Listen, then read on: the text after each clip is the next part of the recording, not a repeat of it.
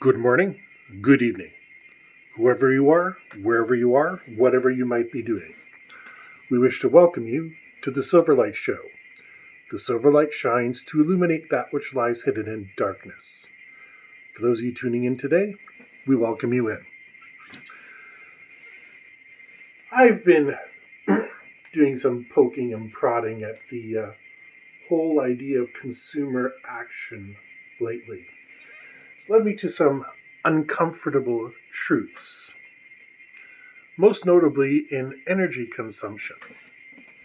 Now, I'm sure a lot of you are excited to get involved in Earth Hour and you have your candles ready and whatever else you choose to do in that magical half hour when everybody decides to dim their lights and pretend to party like it's 1899.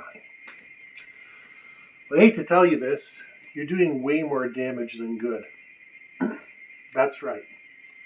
For the half hour that you are reducing your electrical consumption and then firing it back up again, you cause all the coal plants, the nuclear plants, everything to undergo stress, which shortens their shelf life and ultimately causes everybody to suffer.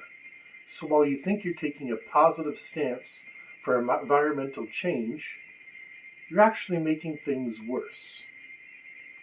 This is a common problem with a lot of modern infrastructure. You see,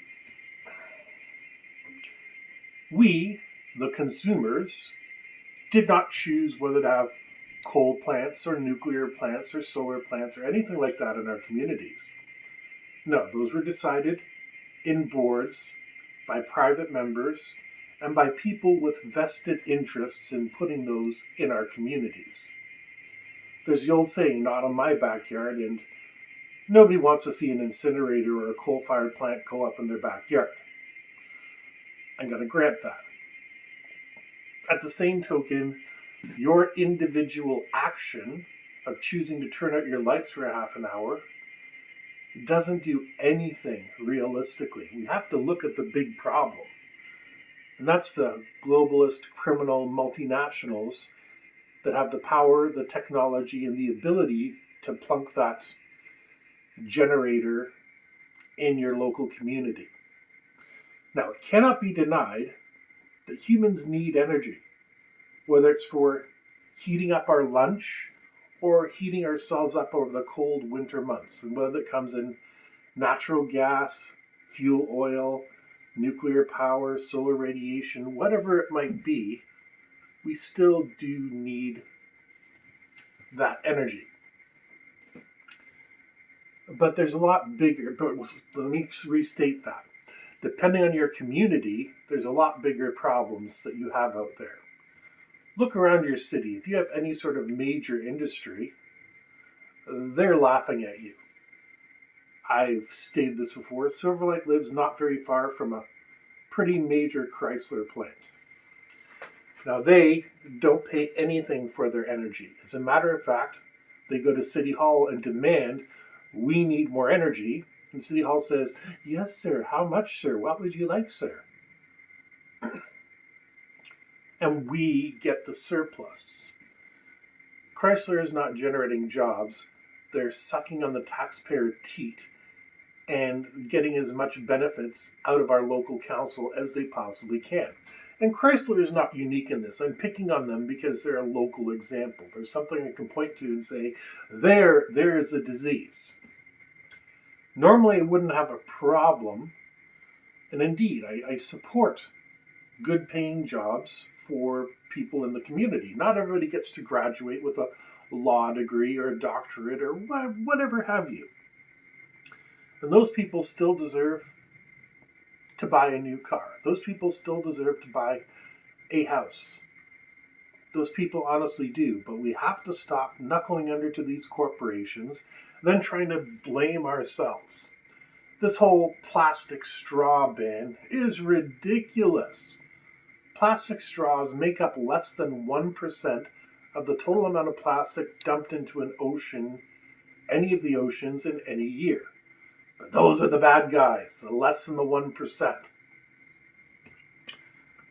My 9-year-old has 2 or 3 reusable plastic straws, and she has her whole life. She loves them. You know what? She probably always will. Most people, okay, you're going to go to your Burger King, your Raunchy Ron's, whatever it might be, and you're going to get a plastic straw with your drink. Well, it doesn't take a lot of effort to say, no, thank you. I don't want the plastic straw. I will drink it out of the cup. And yeah, it's a tad inconvenient to drink it out of the plastic cup, but we used to do that stuff all the time when I was a kid. You rip open part of it, you lift the lid, whatever you choose to do, hey, it's your choice. But you see how much of an effort is being made on the areas that are of least concern. Let's go back to this fossil fuel thing. We are being informed by gas prices that we cannot drive anywhere significant because it's darn expensive. When fuel is at $4 or $5 a liter, yeah, no one's going to be volunteering to be the designated driver anytime soon. But it's interesting the initiatives that have been lost. Remember, well, maybe you don't remember, but for those of us that are older, in the 1990s, the designated driver would get free soft drinks all night. And that was a perk to being the designated driver. So we lost the perk, we still have designated drivers, and now it's more expensive than ever to go out.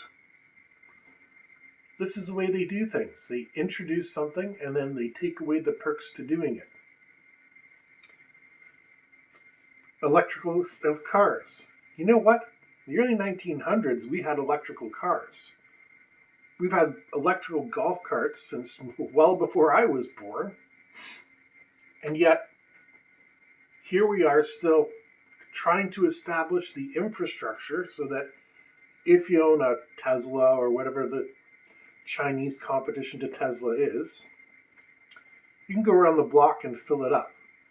Because sadly, people are too used to the convenience of gas, and it's going to take us about 10-15 years to switch over. Not to mention, where do you think that electricity is coming from? It's not magically appearing in the grid. It's coal, oil, all the usual suspects rolled back up and repackaged to you. And that's how they do things. They would rather repackage something and resell it to you than make any sort of innovation. The reason why nuclear fusion is always 20 years away is nobody wants to fund it. A regular nuclear reactor gives a wonderful little side benefit of plutonium. Now, CANDU reactors are different. Thorium reactors are different. But the most common type of nuclear reactor on the planet today is a breeder reactor. So you can take that residue and convert it into nuclear bombs. Well, that's a hell of a side effect. There's also some people that insist that fluoride and stuff like that are attempts to dispose of the nuclear waste. I'm not going to confirm or deny that theory. I'm going to encourage you to do your own research. But you see, that's the way industry gets you.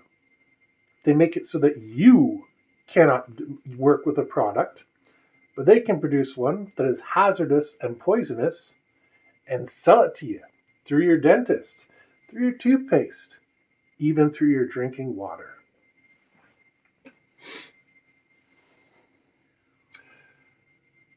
So how much does the individual actually contribute to climate change?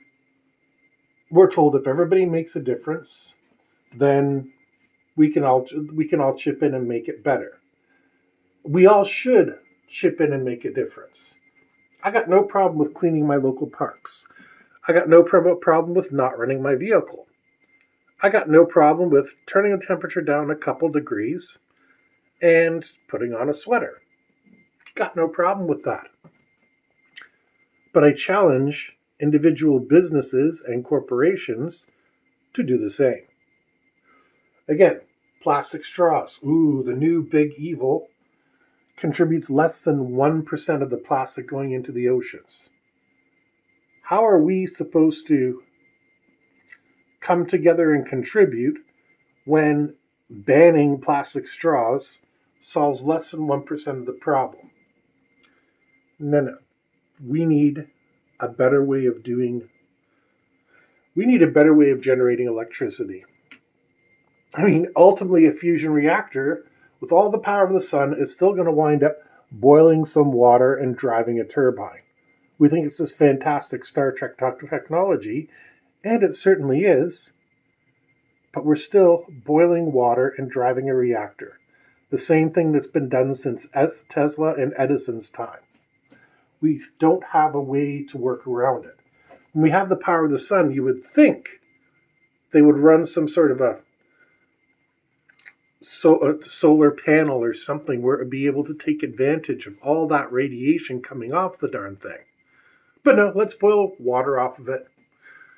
I keep looking it up, and yeah, that's all we're doing. We're boiling water. What a waste of the sun's power to boil water.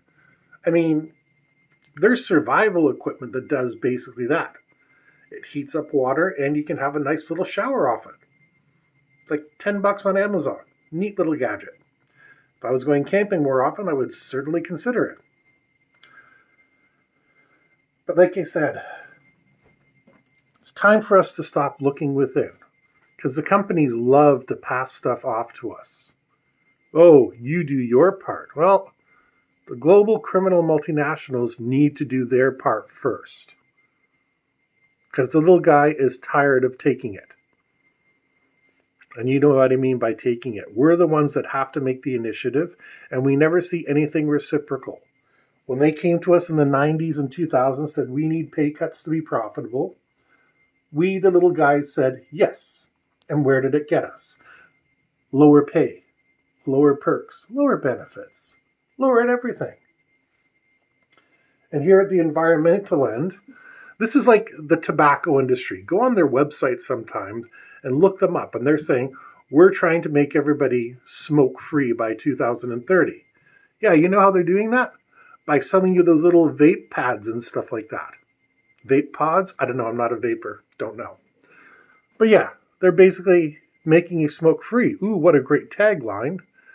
And the energy industry is doing the same thing.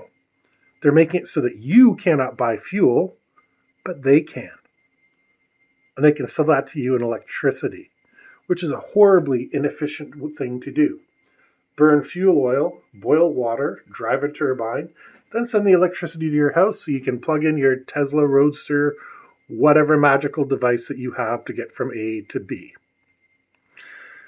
But anyways, we hope you enjoyed this episode of the Silverlight Show. If you did, please like, share, subscribe. Don't forget to buy the books in the description down below, and we hope you have a fantastic day.